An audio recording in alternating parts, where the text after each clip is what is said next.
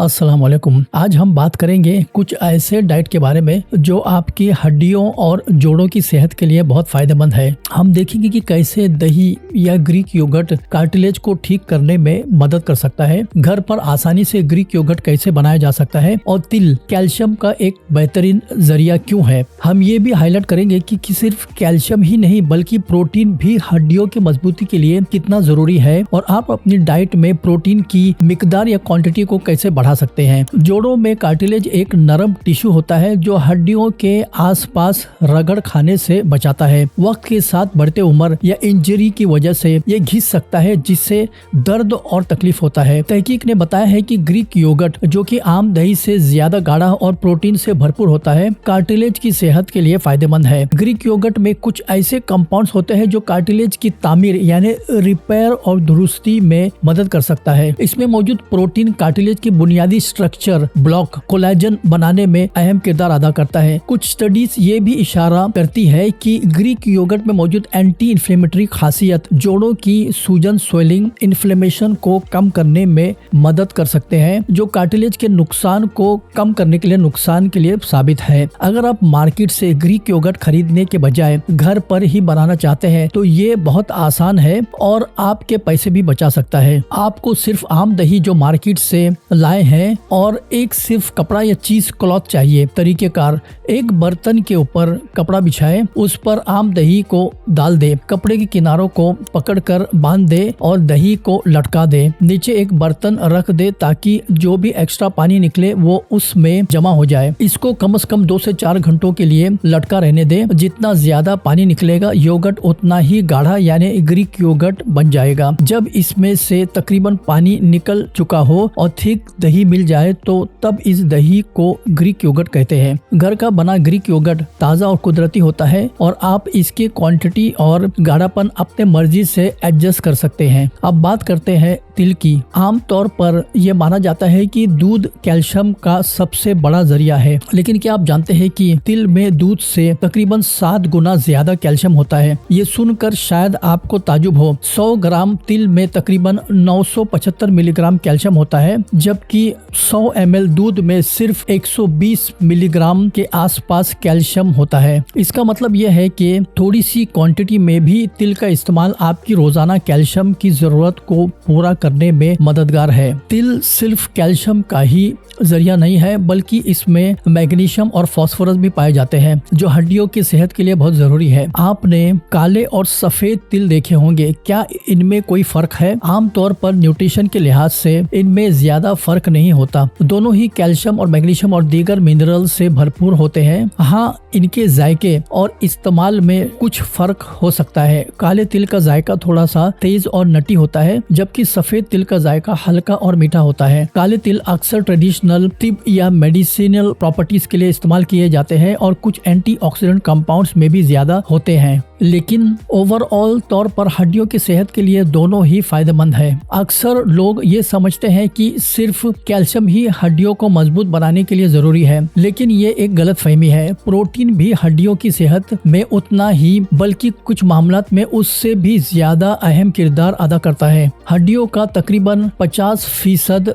Dry wait यानी वजन protein का होता है। प्रोटीन हड्डियों की स्ट्रक्चर और मजबूती को बनाए रखने में मदद करता है। ये कैल्शियम को एब्जॉर्ब करने और हड्डियों में जमा करने में भी अहम किरदार अदा करता है। तहकीक ने ये भी जाहिर किया है कि जो लोग अपने खाने में एडिक्वेट क्वांटिटी में प्रोटीन लेते हैं उनमें फ्रैक्चर का खतरा कम होता है और उनकी हड्डियां ज्यादा मजबूत होती है। अपने खाने में प्रोटीन की क्वांटिटी को बढ़ाना बहुत आसान है। कुछ बेहतरीन तरीके ये हैं। दालें और बीन्स, ये प्रोटीन का सस्ता और बेहतरीन जरिया है। अंडे प्रोटीन और दीगर जरूरी कंपाउंड से भरपूर होता है। मछली और मुर्गी, ये लीन प्रोटीन के अच्छे सोर्सेस है। डेयरी प्रोडक्ट्स, दूध, दही और पनीर में भी अच्छी क्वांटिटी में प्रोटीन होता है। खास तौर पर ग्रीक योगर्ट प्रोटीन का बेहतरीन जरिया है। नट्स और seeds, sunflower seeds, pumpkin seeds और तिल वगैरह में भी प्रोटीन्स पाए जाते हैं। अपने रोजाना के खाने में इन प्रोटीन से भरपूर चीजों को शामिल करके आप अपने हड्डियों की सेहत को बेहतर बना सकते हैं। अब हम बात करेंगे कुछ आम गलतफहमियों के बारे में जो दही यानी योगर्ट से मुतालिक है। अक्सर सुना जाता है कि दही की तासीर ठंडी होती है और इसे रात को नहीं खाना चाहिए। क्या यह बात सही है? और क्या दही में नमक या शुगर डालना जरूरी है? आइए साइंस की रोशनी में इस मिथ को समझते हैं। मिथ नंबर 1, दही की तासीर होती है ठंडी और रात को नहीं खानी चाहिए। साइंटिफिक एक्सप्लेनेशन, दही में मौजूद प्रोबायोटिक यानी फायदेमंद बैक्टीरिया आपके डाइजेशन सिस्टम को बेहतर बनाते हैं। ये बैक्टीरिया आपके इंटेस्टाइन को हेल्दी रखते हैं और बाउल मूवमेंट यानी आंतों को साफ करते हैं और रेगुलेट करते हैं। इसका वक्त से कोई ताल्लुक नहीं है, आप इसे दिन में या रात में किसी भी वक्त ले सकते हैं। मिथ नंबर 2, दही में नमक डालना जरूरी है ताकि उसका ठंडा तासीर को कम किया जाए। साइंटिफिक एक्सप्लेनेशन, दही दूध से बनता है लेकिन इसमें बैक्टीरिया लैक्टोबैसिलस दूध को फर्मेंट करते हैं। ये बैक्टीरिया आपके पेट के लिए बहुत फायदेमंद है। जब आप दही में ज्यादा नमक डालते हैं तो ये बैक्टीरिया मर सकते हैं और उनकी तादाद कम हो सकती है। इस तरह दही के असली फायदे कम हो जाते हैं। मिथ नंबर 3, लस्सी में चीनी डालना जरूरी है। तीसरी गलत फहमिया यह है कि लस्सी में जो दही से बनता है उसमें हमेशा शुगर डालनी चाहिए। लोग समझते हैं कि सिर्फ मीठी लस्सी ही सेहत के लिए फायदेमंद है, लेकिन रियलिटी ये है जब आप दही में शुगर मिलाते हैं तो आप प्रोबायोटिक्स बैक्टीरिया को कमजोर करते हैं और साथ ही इससे ब्लड शुगर स्पाइक हो जाता है।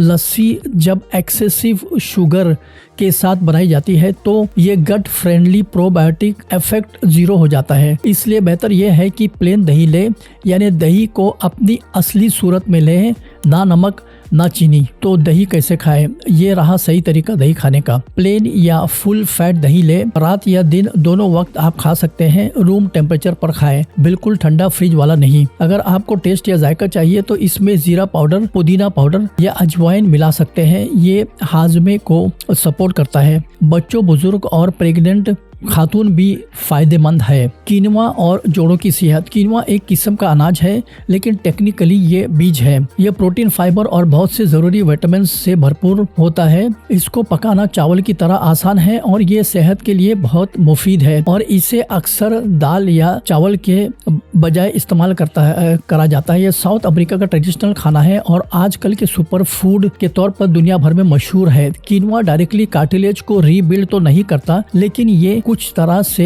नी जॉइंट के कार्टिलेज और बोन हेल्थ को सपोर्ट करता है। एंटी इन्फ्लेमेटरी खासियत, कीनवा में कुछ ऐसे कंपाउंड्स होते हैं जो जिस्म में सूजन, स्वेलिंग, इन्फ्लेमेशन को कम करने में मदद कर सकते हैं।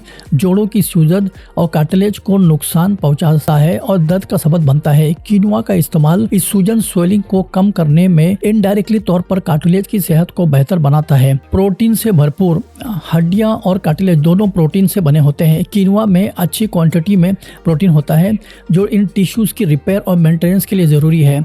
Adequate protein intake overall bone और जॉइंट हेल्थ के लिए इंपॉर्टेंट है। मैग्नीशियम और फास्फोरस, कीनवा में मैग्नीशियम और फास्फोरस भी पाए जाते हैं। ये दोनों मिनरल्स हड्डियों की मजबूती के लिए बहुत जरूरी है। हेल्दी बोन कार्टिलेज को भी सपोर्ट करते हैं। एंटीऑक्सीडेंट, कीनवा में एंटीऑक्सीडेंट भी होते हैं जो फ्री रेडिकल से लड़ते हैं। फ्री रेडिकल्स कार्टिलेज और बोन सेल्स को नुकसान पहुंचा सकते हैं। एंटीऑक्सीडेंट इस नुकसान को कम करने में मददगार होते हैं। अगरचे कीनवा कोई डायरेक्ट इलाज नहीं है, लेकिन अपनी डाइट या खाने में इसे शामिल करना नी जॉइंट के कार्टिलेज और बोन हेल्थ को मेंटेन करने और सपोर्ट करने में मददगार साबित है। तो खुलासा ये है कि आज हमने देखा कि ग्रीक योगर्ट कार्टिलेज की दुरुस्ती मदद कर सकता है और घर पर आसानी से बनाया जा सकता है। हमने ये भी जाना कि तिल कैल्शियम का एक शानदार जरिया है। प्रोटीन हड्डियों के मजबूती के लिए कितना जरूरी है। अपने डाइट में बेनिफिशियल चीजें को शामिल करके आप अपने जोड़ों और हड्डियों की सेहत का ख्याल रख सकते हैं। वीडियो देखने के लिए शुक्रिया।